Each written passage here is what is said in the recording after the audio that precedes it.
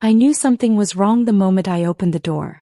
Not because of what they said, but because of how they smiled.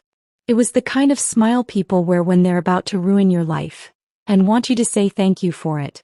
Charlotte stood at the front, my only daughter, dressed in that pale beige coat she always wore when she wanted to appear soft. Her husband, Michael, stood slightly behind her, holding a bouquet of supermarket lilies that still had the price tag on them. And just behind him were two people I hadn't seen in years. Michael's parents, Robert and Celia. Both in expensive wool, both with smiles too wide for the occasion. "Dad," Charlotte said brightly, stepping forward with a hug before I could speak. "It's so good to see you." I hugged her back, but something about it felt off. Her arms squeezed tighter than usual. She patted my back not as a daughter but as someone checking a box. Michael handed me the flowers. "Thought you might like these." "Of course," I said, stepping aside. Come in. It's been too long." I shut the door behind them, the cold air staying outside. But something colder slipped in with them. The living room was already clean. I'd spent the afternoon dusting, polishing the table, fluffing the cushions the way my wife used to. Even though it was just me now, I kept things the way she liked them. That day, for some reason, I wanted everything perfect. I set the flowers in a vase and brought out wine. "Charlotte, I picked up that Pinot Noir you love." "No need, Dad," she interrupted quickly. "Let's just sit. We'd like to talk." That's when I noticed Robert and Celia hadn't removed their coats. They weren't planning to stay long. Just long enough to say what they came to say. We all sat down. I waited. Charlotte cleared her throat and crossed her legs, looking not at me, but at the rug. "Dad," she began, "we've been thinking about the future. And how best to make sure everyone is taken care of." "That sounds reasonable," I said cautiously. "And with you living alone in this big house." I tilted my head. "Yes." Michael took over. "It doesn't make sense for you to be here by yourself. It's a lot of space. A lot of upkeep. And frankly, we worry." I didn't respond. I waited. Charlotte smiled again, too tight. "So we thought, maybe it's time we step in." I blinked. "Step in?" "To the house," she said, voice sweet but firm. "Michael and I have decided to move in. Along with his parents. Temporarily, of course." The room went silent. And then she added, "You can stay at the lakeside cottage. It's cozy, quiet, peaceful. You always said you liked it there." I stared at her. "The cottage I use for fishing trips?" She nodded. "It would be good for you. A break. Some solitude." "A break," I repeated. Michael leaned forward. "You'll still have everything you need. We just think it's best for all of us." I looked at Charlotte. My daughter. The little girl I once carried on my shoulders through state fairs, who cried when she lost her first tooth, who called me every week during college just to hear my voice. And now she was offering me exile. Dressed as concern. "I see," I said after a long silence. "And what happens to this house while I'm gone?" "We'll take care of it," Charlotte said quickly. "Maintenance, bills, everything. We just want to support you, Dad." Celia finally spoke. "It's really a kindness, Meredith. You deserve to rest." My eyes flicked to her. "I didn't ask for rest." Robert chuckled under his breath. "Sometimes people don't know what they need until we show them." I stood up. Walked to the window. I didn't speak for a full minute. Then I turned around. "Pack your things," I said. Michael blinked. "Excuse me." "I'll leave in the morning," I said calmly. "You'll have your house." Charlotte stood up, shocked. "Dad, it's not meant like that." "No," I said. "It is. You meant every word. And now I know where I stand." She stepped closer. "We're trying to help." "No, you're trying to take." I looked at them all. "But I won't stop you. Not yet." And before she could respond, I added, "But this isn't me giving up. It's me stepping aside. So you won't see me coming." The next morning I packed a single suitcase. I didn't say goodbye. I didn't leave a note. I simply walked out, drove to the lakeside cottage, and sat alone on the porch, staring at the trees, the water, the sky. Because I knew this wasn't an escape. It was a tactical retreat. 3 days later, the cameras I had installed years ago finally came in handy. I watched from my phone as they opened my drawers, moved my things, argued over what to sell, walked through my home like it was already theirs. They laughed, clinked glasses, and Charlotte? She danced in the living room. She danced in the home where I once rocked her to sleep, where her mother once decorated every shelf with love, where I had built everything from the ground up with my own hands. They thought they had won, but I was already building the pieces of their fall. By the end of the week, they would lose everything, their comfort, their control, and the illusion that I was a helpless old man. Because while they moved in, I was moving pieces they couldn't see, and the game had just begun. 3 days. That's all it took for my daughter and her in-laws to repaint the living room I had shared with my late wife for over 30 years. Gone were the soft gray walls she had chosen herself. Gone were the photographs of our vacations, our anniversary dinner, the framed photo of Charlotte's graduation. In their place, modern sterile whites. Abstract art that looked like spilled paint. A silver-framed mirror that seemed to mock me from the corner of the security feed. I watched them from the cottage. Not obsessively but carefully. Because that's what you do when someone invades your home under the disguise of love. You pay attention. And what I saw on day 3 was what changed everything. Celia stood in my study, alone. Her hand moved slowly over my desk, her fingers grazing the stack of books I'd left behind. Then she pulled open the top drawer. I sat forward. That drawer hadn't held anything interesting in years. But she reached deeper, under the folders, until she pulled out a small brown envelope. My heart stopped, because I knew what it was. And I knew she wasn't supposed to find it. 2 years before my wife passed, we'd had a long talk about death. We weren't old, but we weren't young either. We'd been through enough to know that planning ahead wasn't morbid. It was wise. And so, without telling anyone, we made changes to our wills. Updated versions. We had a lawyer we trusted, a quiet man named Mr. Fowler who'd helped us for over a decade. And at my wife's insistence, we included something bold in the revision. A clause. A protection. Something that would ensure no one, not even Charlotte, could force me out of the home we built. The clause stated that in the event of my wife's passing, the property would legally transfer to my name alone, with full rights of survival. No probate. No shared claim. No contests. We both knew our daughter had grown close to her husband's parents. But Celia's ambition always glinted through her polished words. And Robert? He smiled too hard at things that weren't funny. So we signed it, sealed it, filed it with Mr. Fowler. And I placed one certified copy, just one, in my study drawer, buried under useless papers, where Celia had just found it. She opened the envelope. Her eyes scanned the page. Then she pulled out her phone. I couldn't hear the conversation, but I could see her pacing, gesturing wildly, mouth tight. At one point she pointed at the document like it had cursed her. Then she stuffed it into her coat pocket and marched out. I made a call. Mr. Fowler picked up on the second ring. Meredith, he said. I was wondering when you'd call. You got the alert? Of course. The moment she accessed that drawer, the sensor tripped. Just like we planned. Good, I said. It's time. The next day I walked into town and entered Fowler's quiet office. He looked just as I remembered, neat gray beard, old-fashioned suspenders, eyes like a hawk who's seen too many wolves. He slid a folder across the desk. I've made copies, he said. We'll file it formally by the end of the week. But if you'd like to warn them, we could arrange that too. I shook my head. No. Let them think they've won a little longer. He raised a brow. Playing the long game? I smiled. Always. Meanwhile, back at the house, the situation was unraveling faster than I expected. My neighbor, Gwen, a widow 2 doors down who always saw too much, called me that afternoon. Meredith, she whispered like she was in a spy film. I thought you should know. They had a realtor over today. My blood chilled. A realtor? They said they were just curious about the market, but I saw the way Michael kept pointing at the floors. And Robert? He was measuring the kitchen. I thanked her and hung up. They weren't just settling in. They were planning to sell. My home. The home I still legally owned.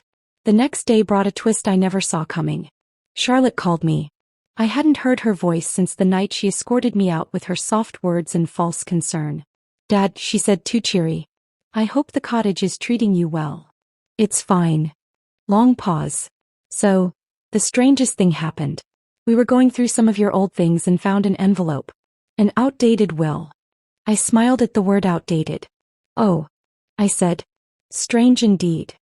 Yes, she continued. Celia thinks it's not legally binding. Just something Mom kept for sentimental reasons.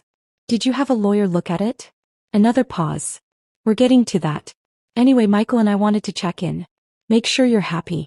You've always talked about downsizing. No, I said flatly. I talked about building a greenhouse. Not being evicted. She flinched. Even over the phone I heard it. Dad, this isn't. But I hung up. Because I knew exactly what this was. That evening I received an email from Mr. Fowler. The updated will had been filed. The court recognized my sole ownership. And a formal notice had been sent to Charlotte and Michael, via courier. Game over? Not quite.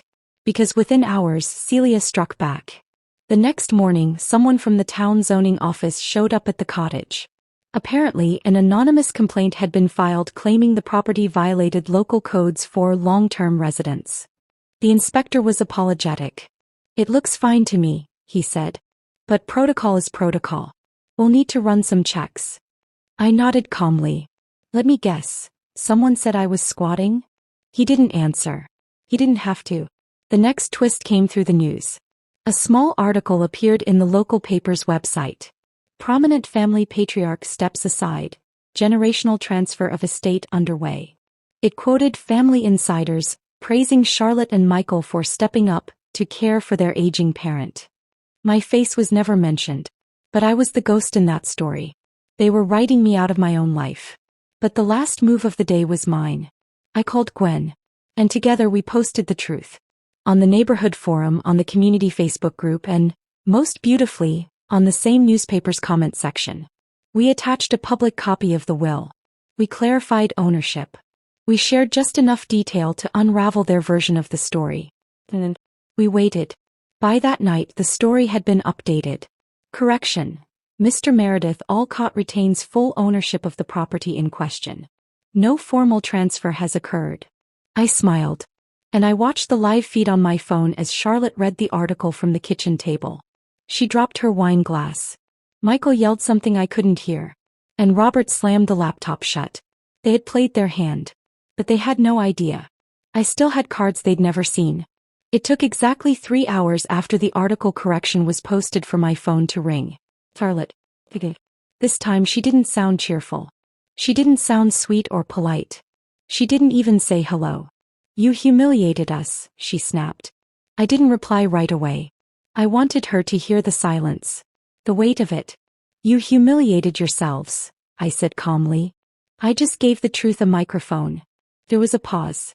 Then her voice dropped to something between disbelief and outrage. You didn't even warn me. I warned you the second I didn't fight you out loud, I said. You just thought that meant I had given up. She exhaled sharply. You always do this. You act calm and then you drop bombs. No, sweetheart, I replied. I stayed calm while you walked into your own trap. She hung up. I leaned back in the wooden chair on the cottage porch, watching the lake ripple softly under gray clouds. That call confirmed what I suspected. They weren't just embarrassed. They were scared. Because now everyone knew the truth. I still owned the house. Legally. Entirely. Unarguably. And with that truth came something they hadn't expected. Power. The next day the gossip started. Came in waves. Neighborhood whispers, online comments, casual questions at the general store. Apparently, Celia had told one neighbor she was generously assisting with her son-in-law's aging father's affairs. Another claimed Robert said I had decided to retreat from public life. Now those lies were unraveling. People were asking questions. And Charlotte? She was getting cornered. Not just by truth, but by Michael. That night Gwen called again. Meredith, she whispered, you're not going to believe what I just saw. Try me. They were fighting in the driveway. I sat up. Who? Charlotte and Michael. Loud. Really loud. He threw something into the bushes. He was crying. Celia came outside and tried to calm them down, but Robert just stood there like a statue. Did you catch anything they said? Gwen hesitated. Just one thing. Michael yelled, "This was your idea, Charlotte. I told you he was too clever to fall for it." I closed my eyes and leaned back. So, now they were turning on each other. The next morning, a legal envelope arrived at the cottage. Delivered by courier. Inside, a letter from Michael's attorney. A weak attempt to propose a co-ownership arrangement for the estate to avoid unnecessary litigation and family conflict.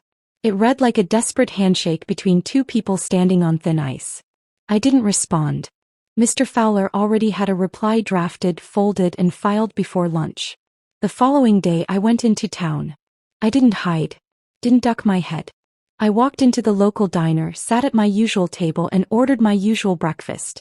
It didn't take long. 2 couples came over, quietly, just to say they were thinking of me. One woman offered to help trim the rose bushes at my real house, whenever I returned. It wasn't just support. It was restoration. Reputation. Dignity. Control. Back at the cottage, I reviewed the latest security footage from the main house. Robert was missing from most of it. Strange. Michael spent a lot of time on the phone. Arguing. Charlotte was mostly in her room. Curtains closed. No guests. No music. And Celia? Celia had started opening drawers again. She was looking for something. That night I called Mr. Fowler. "Let's do it," I said. He knew what I meant. The next morning a formal eviction notice was issued. Drafted with care. Delivered with force. It gave them 7 days to vacate my property. No legal loopholes. No more warnings. Just paper law and a closing door. Charlotte called again. This time she sounded like someone underwater. "Dad, please don't do this." I stayed quiet. "You don't know what this will do to us. To our marriage. To my relationship with you." "Oh, Charlotte," I said gently. "You did that part all on your own." He sniffled. "You don't understand what I've been through." Michael pushed me. "His parents." "I raised you to be stronger than this," I interrupted. "And somewhere along the line you stopped listening to your own voice. You were never perfect either." "No," I said. "But I never forgot who I was." There was a long silence. And then she whispered, "If I leave, I have nowhere to go." That hurt. More than I expected. But I said what had to be said. "You chose their roof over mine. Now it's time to see how far they're willing to hold it up for you." That night, I sat by the lake and read one of the letters my wife had written me before she passed. She'd hidden them in the house. I found this one in a shoebox under the bed the week after the funeral. It said, "If they ever try to take what we built, don't fight like a man with rage. Fight like a man with patience. With truth. With legacy. You don't need a sword. You have a story. And our story is stronger than any storm." I folded the paper and held it against my chest. The house wasn't just wood and stone. It was memory. And they were never going to own it. The following morning I checked the cameras again. The kitchen was a mess. The guest room was empty. Michael had packed 2 suitcases. Charlotte was sitting on the staircase staring at her phone. Robert? Still gone. And Celia? She stood in the living room looking straight into the security camera as if she could see me watching. Then she said, lips clearly mouthing the words, "You'll regret this." But I didn't flinch. Because regret is for people who don't finish what they started. And I had only just begun. They were out of time. I could feel it. The moment the eviction notice landed on their kitchen table, something inside that house fractured. Not loud. Not violent. Just a clean, sharp break, like a bone snapping quietly in a dark room. I watched it happen in real time, thanks to the quiet work of a few well-placed cameras. I never intended to spy. But when someone turns your home into a conquest, you pay attention. And now 7 days had become 3. Charlotte hadn't left her room in over a day. Celia moved around like a trapped queen, trying to rearrange pieces in a game that had already ended. Michael slept on the couch now. The tension between them had thickened into something almost physical. The kind of silence you don't walk into without being changed by it. But Robert had returned. And he brought a lawyer. Gwen called me the morning they arrived. "I just saw a man in a navy suit knock on your front door," she said. "He had a briefcase. He looked like he belonged to trouble. Did he go inside? Charlotte opened the door. Michael wasn't with her. Celia was already in the foyer waiting. I nodded to myself. Thanks, Gwen. She paused. What are you going to do? Nothing, I said. I've already done it. That evening I received an email from Mr. Fowler. Apparently, Robert's lawyer had sent a counter-motion. A flimsy last-minute attempt to delay the eviction by arguing emotional hardship and established residency. Fowler included a personal note. Amateurs panic. Professionals prepare. We're fine. I smiled. They thought they were still in the game. They didn't realize I had already built the board. But that night something happened I wasn't prepared for. Charlotte came to the cottage. She didn't call. She didn't warn me. He just showed up. I heard the knock around 9 p.m. The lake was quiet. The moon reflected off the water like a silver coin floating on ink. When I opened the door, she looked small, fragile. The same beige coat. But her eyes, once sharp, were tired now. Dark underneath. I didn't know where else to go, she said softly. I stepped aside. She entered without speaking again. Walked to the armchair across from the fireplace and sat like she was carrying something too heavy to hold up anymore. I waited. She stared at the flames for a full minute. And then said the words I hadn't expected to hear. You were right. I said nothing. Because some confessions don't need interruptions. I let them talk me into it, she whispered. They told me it was time you downsized. That you were lonely. That you'd feel safer near the lake. But that wasn't the truth. That wasn't the real reason. She looked up. They wanted the house. Not for family. Not for love. For power. I nodded. Fully. She wiped a tear before it fell. I told myself it would be temporary. That we'd invite you back in. But then Celia started changing everything. Michael started saying things I didn't recognize. And before I knew it, I wasn't your daughter anymore. I was their accomplice. So I stayed silent. She clenched her hands. Dad, I don't deserve forgiveness. You don't need to ask for that yet, I replied calmly. You haven't decided if you're truly sorry. Or just ashamed of getting caught. Her breath caught. And then she whispered, both.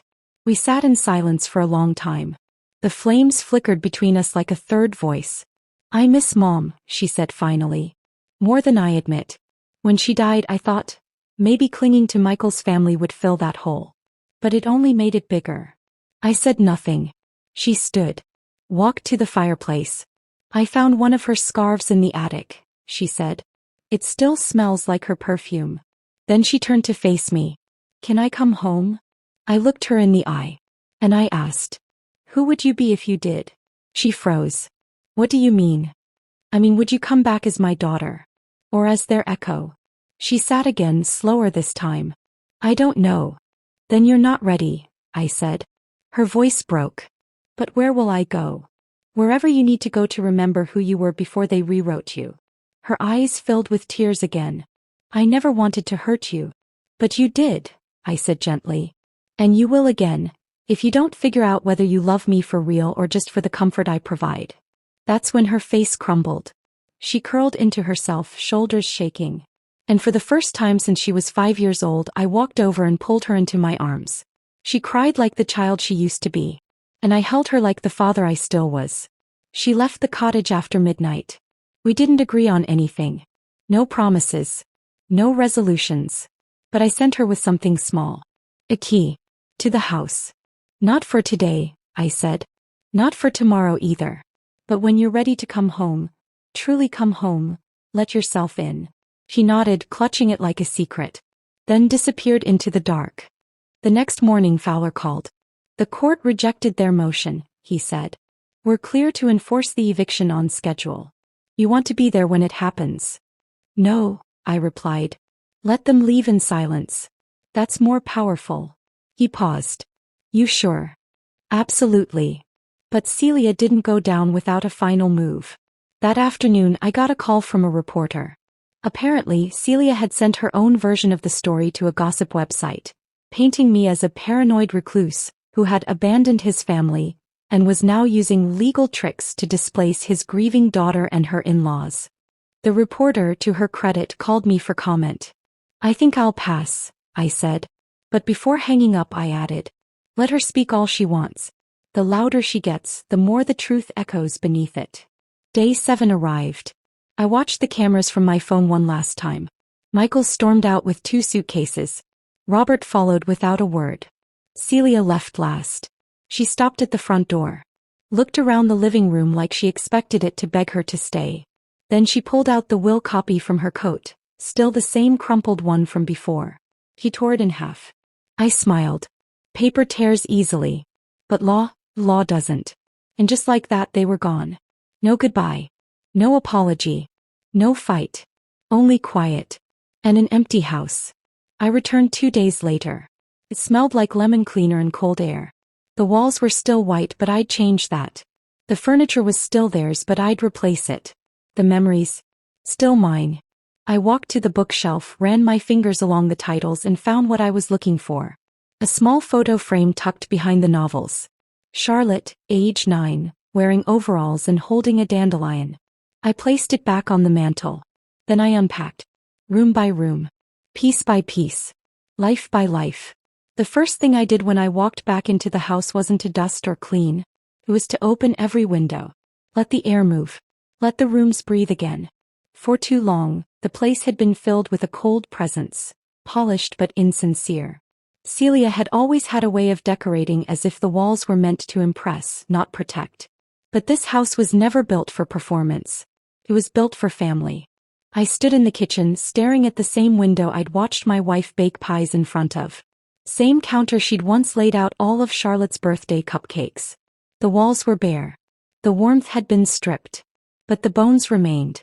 And now that it was mine again, truly visibly mine, I could finally begin putting the soul back into it.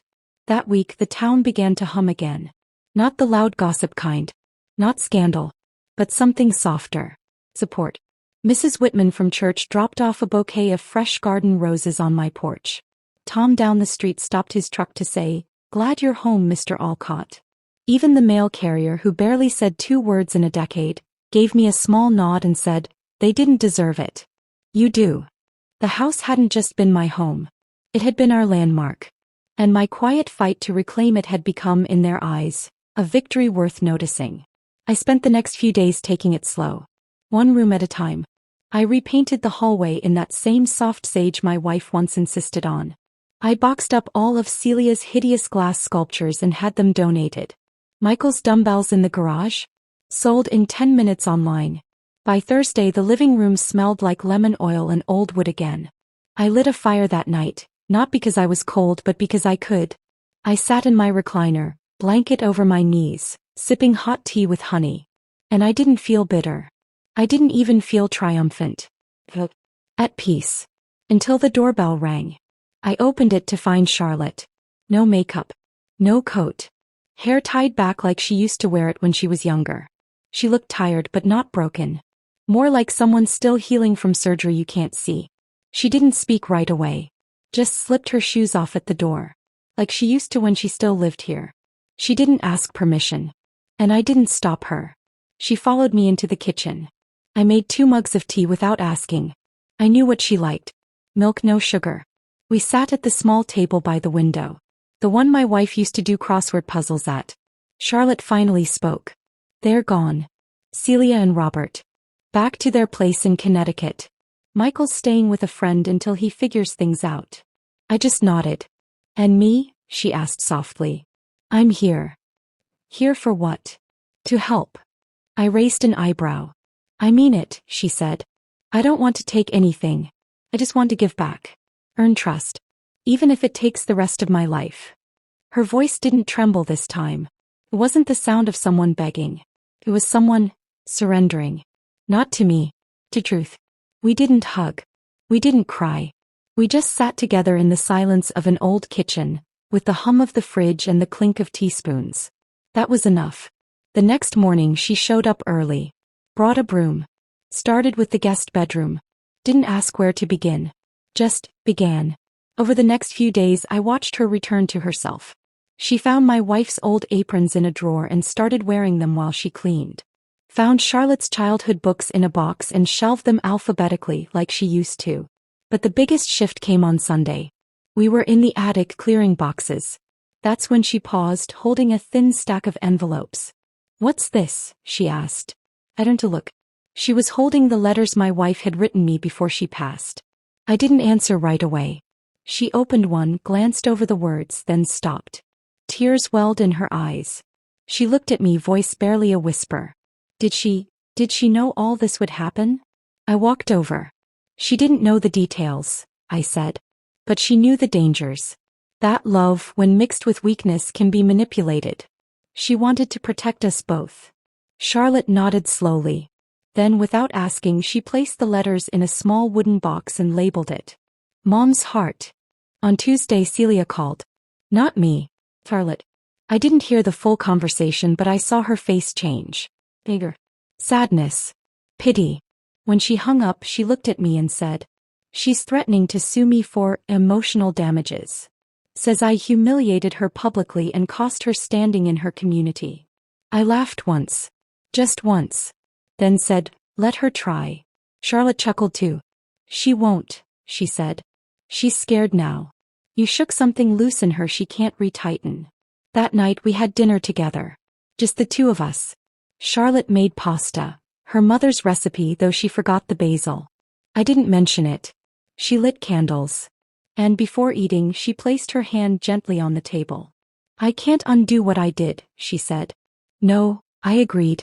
"You can't. But I can build forward. If you'll let me." I reached across. Placed my hand over hers. "We're not rebuilding the house, Charlotte. We're rebuilding the people inside it." A month passed. Then another. The house no longer smelled like strangers. It smelled like me. Like lemon oil, firewood, and the faint trace of my wife's favorite lavender soap in the upstairs hallway. Charlotte was still here. Not in the guest room, not on the couch. She had moved back into her childhood bedroom, where the wallpaper was still peeling a little in the corner and the ceiling fan clicked every time it turned. She said it helped her sleep. There were still things we didn't talk about. Still scars between us. But we stopped walking around them like broken glass. We stepped over them. Carefully. Together. She never asked for ownership again. Never hinted at inheritance or retirement plans or shared titles. She just cleaned, cooked, read her books in the garden, and occasionally left small notes on the fridge that said things like, "I picked up groceries. Didn't forget the tea biscuits this time, smiley face." One rainy morning I walked past the study and saw her crying. Not loudly. Not with drama. Just quietly, folded over a box of photographs I hadn't touched in years. I stood in the doorway. "Found Mom's letters again?" I asked. She nodded, wiping her eyes with her sleeve. I didn't realize she had written me some too. My heart paused. She did. Charlotte held one up, pale pink envelope with her name scrawled in Mom's soft cursive. I was too angry to read them before. Now, it's like they're answering questions I didn't know I had. I walked in. Sat beside her. We didn't speak for a while. Just read quietly. Together. One letter, dated 6 months before her passing, said, "Charlotte, my sweet girl. If grief ever turns you into someone you don't recognize, don't be ashamed. Just come home. Not the building, the people. Your father and I built a life where forgiveness grows. Not like a wildfire, but like a slow, strong vine. Give it time. Water it. Let it climb back into the light." Charlotte folded it carefully, hands trembling. "I didn't deserve this kind of mother," she whispered. "You had her anyway," I said. "And she loved you enough to leave you words for when you were lost." Later that week, the town held its annual Founders' Day picnic. Charlotte asked if we should go. I hesitated. After everything, I wasn't sure if I wanted to be looked at with sympathy, admiration, or some strange blend of both. But then she added, "People need to see we're okay. And I need to see it too." So we went. It was warmer than expected. The sky was clear, the smell of grilled corn and sweet lemonade thick in the air. People smiled at me. Genuinely. They stopped us not to gossip but to hug. To say they'd prayed for us. That they admired the quiet way I fought back. Some people asked how Celia was doing. I told them I didn't know. Because I didn't. And for the first time I didn't care. After the event, Charlotte drove us back. In the driveway before getting out of the car, she turned and looked at me. "I'm applying for a new job," she said. "Oh. Library assistant. Small hours. but something about organizing shelves feels peaceful. I smiled. Your mother would have loved that. She hesitated. I think I want to stay longer. Not forever, but a while. Until I feel like I'm me again. I nodded. You're welcome. But only as yourself. She laughed softly. I know. The next morning I got a letter in the mail. Not from Charlotte. From Michael. Typed. Neat. Formal. He wrote. I realize now that power doesn't come from property or perception. It comes from legacy and from being able to look yourself in the mirror. I failed at both. I've lost Charlotte, but I hope she finds herself in the home you gave her. I will not contact her again unless she reaches out first. I'm sorry. I didn't reply. Because it wasn't addressed to me. 2 days later, Charlotte repainted the guest room. Soft yellow. She said, in case someone ever needs it. Someone like who? He shrugged. A friend. A neighbor. Maybe me again. Who knows? It was her way of saying something unspoken. I won't assume this house belongs to me ever again. But I know where home is now. And then the moment came. The moment I didn't expect. I walked into the living room one afternoon, tired from rearranging boxes in the garage. Charlotte was sitting in my recliner. Reading. Feet tucked under her, cup of tea balanced on the armrest. She looked up and smiled. You okay, Dad? And I felt it. For the first time in months. This house didn't feel like a battlefield. It didn't feel like a chessboard. It felt whole. So I smiled back. Yeah, I said. But you're in my chair. She stood instantly. Oh. Sorry, I didn't realize. But I waved her off. No, stay, I said, easing down into the rocking chair across from her. The one my wife used to sit in every evening after dinner. I leaned back, let it creak. And in that quiet little moment, with the clock ticking gently, and the scent of cinnamon from the oven, and my daughter reading across from me, I realized something. I had finally come home to